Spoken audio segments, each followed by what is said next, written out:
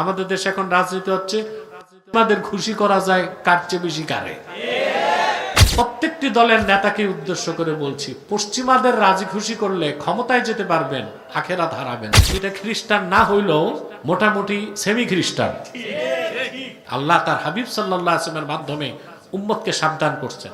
আল্লাহ বলেছেন, ওয়ালান তারদা আনকাল ইয়াহুদ ওয়ালান নাসারা হাত্তা তাত্তাবিয়া মিল্লাতাহুম। হাবিব, কখনো ইহুদিরা খ্রিস্টানরা আপনার উপর সন্তুষ্ট হবে না যতক্ষণ না তাদের মিল্লাত বা ধর্মকে মানা না হবে। তো পশ্চিমারা খুশি হবে? খুশি হবে যদি আমরা তাদেরকে গ্যারান্টি দিতে পারি যে আমরা ক্ষমতায় গেলে ইসলামী আইন করব না। আমরা যদি গ্যারান্টি দিতে পারি যে আমাদের দেশে মুরতাদের শাস্তি মৃত্যুদণ্ড আমরা করব না। আমরা যদি গ্যারান্টি দিতে পারি পুরুষ আর মহিলারা সহশিক্ষা করবে একসাথে, পর্দার কোনো বালাই থাকবে না। আমরা যদি গ্যারান্টি দিতে পারি নপুংসুক এলজিবিটি হিজড়াদেরকে আমরা স্বাধীনতা দিব, পশ্চিমারা তখন খুশি হবে। যেটা তো আমার, এটা খ্রিস্টান না হইলেও মোটামুটি সেমি খ্রিস্টান। এটা কি? এটারে ক্ষমতায় আনা যায়। এটারে আমি বলছি না ক্রুসেড যুদ্ধে এখন নাই, হারছে কাফেররা। এখন পশ্চিমাদের উদ্দেশ্য হচ্ছে রিজিম চেঞ্জ। কিন্তু যে দেশের মানুষ দেশ প্রেমে উদ্বুদ্ধ তাদেরকে দমন করতে, যে আল্লাহ তাআলার মকবুল বান্দা, প্রিয় পাত্র যারা, তারা সর্বাবস্থায় আল্লাহর কাছে ক্ষমা চেয়ে মস্তক নত করে। এটা তাদের চরিত্র এবং বৈশিষ্ট্য। শুধু গুনাহ করলেই তারা ক্ষমা চায় না, নামাজ পড়লেও ক্ষমা চায়। এই যে আপনারা নামাজ পড়েন, সালাম ফেরানোর আগে ক্ষমা চান না? আল্লাহুম্মা ইন্নী যালামতু নাফসি যুলমান কাসীরান ওয়া লা ইয়াগফিরুদ যুনুবা ইল্লা আনতা ফাগফিরলি মাগফিরাতাম মিন ইনদিকা ওয়ারহামনি ইন্নাকা আনতাল গফুরুর রহিম। পড়লেন নামাজ, চাইলেন ক্ষমা। বিষয়টা কিরকম না? আপনি তো গুনাহ করেন নাই, সবচেয়ে দামি আমল করছেন, কিন্তু ক্ষমা চাইছেন। কারণ সব ক্ষমা গুনাহ থেকে মাফের জন্য না, কিছু ক্ষমা হচ্ছে বিনয়ের জন্য। আল্লাহর পয়গম্বরগণ আল্লাহর কাছে ক্ষমা চাইতেন না? ওনাদের তো গুনাহ ছিল না। আল্লাহর হাবিব ইরশাদ করেছেন, ইন্নী লাস্তাগফিরুল্লাহ ফি কুল্লি ইয়াউমিন 70 মাররা ওয়া ফি রিওয়ায়াতিন 100 মাররা।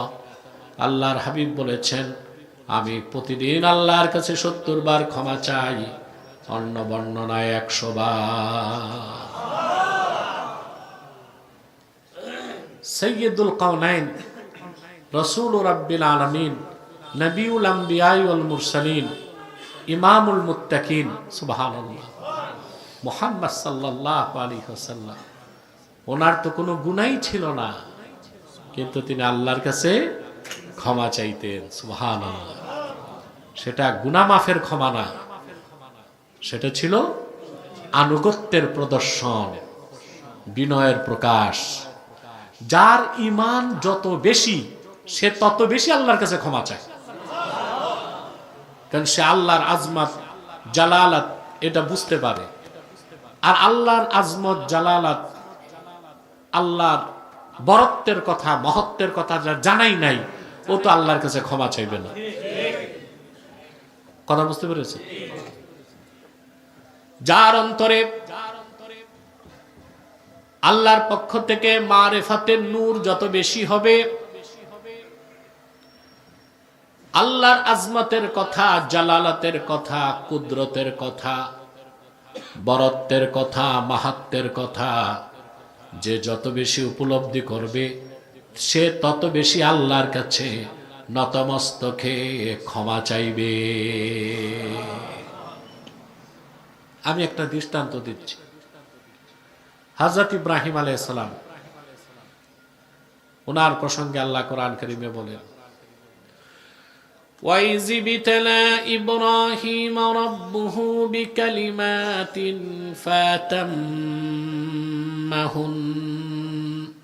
قَالَ إِنِّي جَاعِلُكَ لِلنَّاسِ إِمَامًا قَالَ وَمِنْ ذُرِّيَّتِي قَالَ لَا يَنَالُ عَهْدِي الظَّالِمِينَ। আল্লাহ পাক বলেন, মুহাম্মদ সাল্লাল্লাহু আলাইহি ওয়াসাল্লাম স্মরণ করুন ইব্রাহিমের কথা। তার রব যখন তার পরীক্ষা নিলেন, একটি দুইটি নয় 10টি পরীক্ষা দিলেন। সবগুলো পরীক্ষায় তিনি যখন সফল হয়ে গেলেন, আল্লাহ ডেকে বললেন, ইব্রাহিম, আমি এবার তোমাকে গোটা মানব জাতির নেতা বানায় দিব।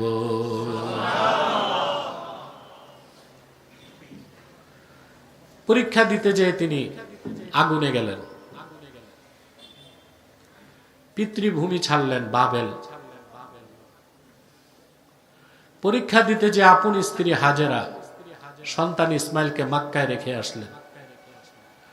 তার 10ম পরীক্ষা ছিল সবচেয়ে কঠিন। নিজ হাতে ছুরি নিলেন সন্তানের গর্দানকে কাটার জন্য।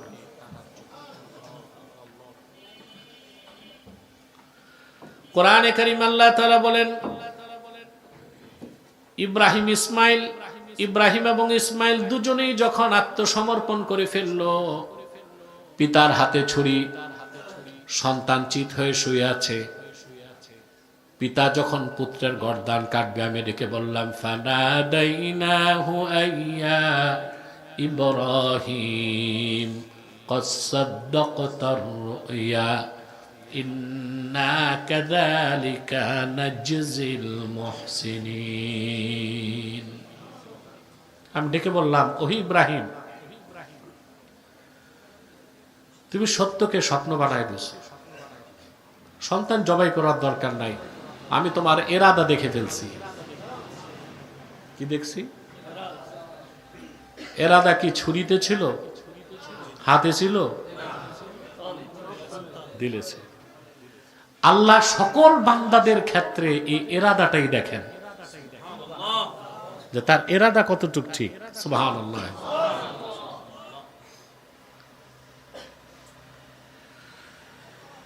আল্লাহ পাক বললেন,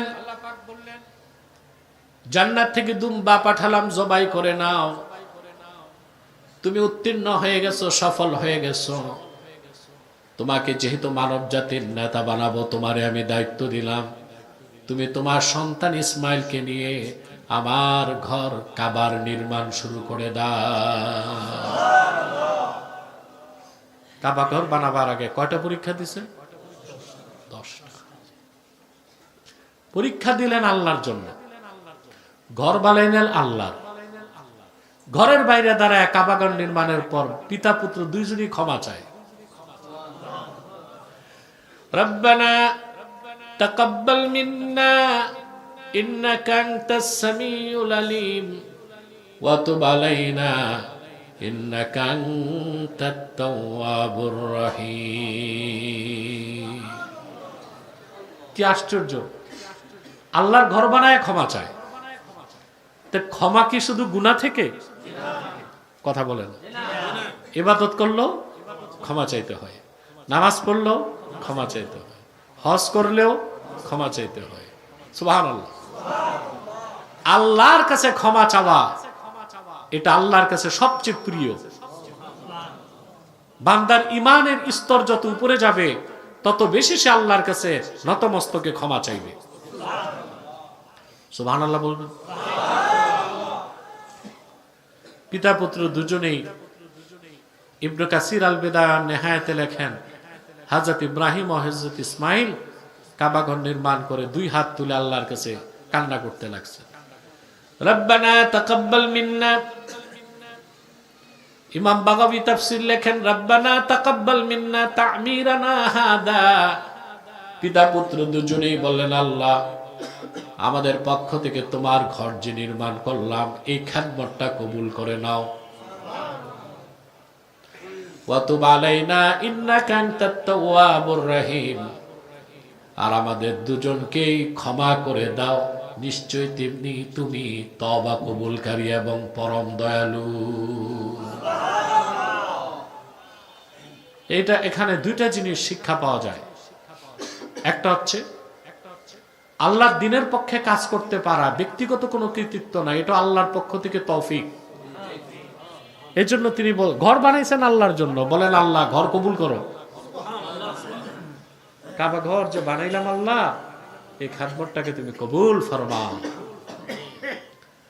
আমাদের দেশে দেখবেন যারা দান খয়রাত করে, তো কালেকশনের বক্তার উপর ওয়াজিব হয়ে যায় অন্তত 70 বার তার স্লোগান দিবে, ঠিক কিনা? গলাও ফাটে, মাইকও ফাটে। আর যে দান করছে 1 লাখ টাকা মসজিদ বা মাদ্রাসায়, সে খুব খুশি হয়। মানুষের কাছে স্বীকৃতি প্রত্যাশা করা উচিত না। স্বীকৃতি কার কাছে? এটা কি সবার পক্ষে সম্ভব? যে সব কাজ করবে আল্লাহর জন্য, তার পক্ষে না সম্ভব। আল্লাহ রাব্বুল আলামিন বলেন, মান খাশিয়ার রাহমান বিল গায়বি ওয়া জাআ বিকলবিন মুনিব, যারা আল্লাহকে ভয় করে না দেখে আর আল্লাহর কাছে উপস্থিত হয়েছে একটি আনুগত্যশীল, বিনয়ী, আল্লাহ অভিমুখী অন্তর নিয়ে, সুবহানাল্লাহ, এরকম ব্যক্তি নামাজ পড়বে আল্লাহর জন্য, যাকাত দিবে আল্লাহর জন্য,